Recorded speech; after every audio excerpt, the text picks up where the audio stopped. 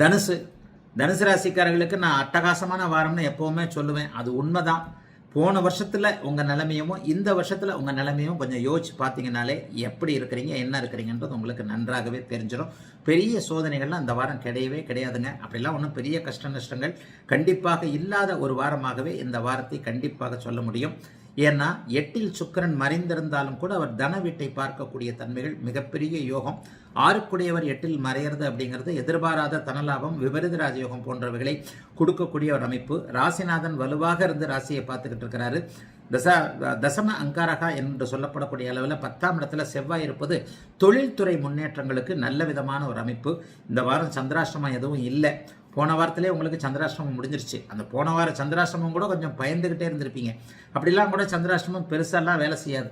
ஏன்னா இப்போதைக்கு உங்களுக்கு ராசிநாதன் ஸ்ட்ராங்காக இருக்கின்ற ஒரு காரணத்தினால இப்போ என்ன நடக்குது அப்படின்னு சொன்னால் 6, 8 தசாபுக்தி நடப்பவர்களை தவிர அவங்களுக்கு மட்டும் கொஞ்சம் கடனை பற்றின எதிரியை பற்றின கொஞ்சம் பயம் இருக்கும்.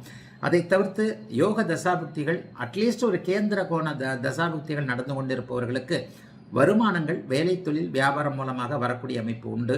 கல்யாணம் நடக்கும், காதல் திருமணம் நடக்கும், காதல் வரும், புதிய காதல் வரும். ஏற்கனவே ஃபர்ஸ்ட் மேரேஜ் ஒரு மாதிரி மிஸ் ஆகி போச்சுன்னு சொல்கிறவங்களுக்கு செகண்ட் மேரேஜுக்கான அமைப்பு வருகின்ற செப்டம்பர் மாதத்துக்குள்ளே யாருன்றதெல்லாம் அடையாளம் காட்டும். தனுசு ராசிக்காரர்கள் பொதுவாகவே நல்ல மனுஷங்களாக இருப்பீங்க. இலகிய மனம், நாய்க்கும் பூனைக்கும் கூட சாப்பாடு போடக்கூடிய அமைப்பு. காசு 10 ரூபாவை தான் நமக்கு சாப்பாட்டுக்கிறது, எதில் வந்து பிச்சைக்காரன் வந்து நிற்கிறானே, போயிட்டு போது நம்ம அடுத்த வரை சாப்பிடுவோம் இந்தா அப்படின்னு அவனுக்கு கொடுத்துட்டு போகக்கூடிய ஒரு இறக்க குணமெல்லாம் தனுசு ராசிக்காரர்களுக்கே உரியது. தனுசு ராசிக்காரர்கள் சோதனைகளை ஏற்கனவே அனுபவித்து விட்டீர்கள். ஆகவே இந்த வாரத்தில் சந்திராஷ்டமம் இல்லாதனாலையும் சந்திரனுடைய அமைப்புகள் நன்றாகவே இருக்கின்றனாலையும் வார ஆரம்பத்தில் 11, 10 ஆகிய 2 நல்ல இடங்களில் சந்திரன் இருக்கனாலையும் உங்களுடைய நல்ல வாரங்க இந்த வாரம்.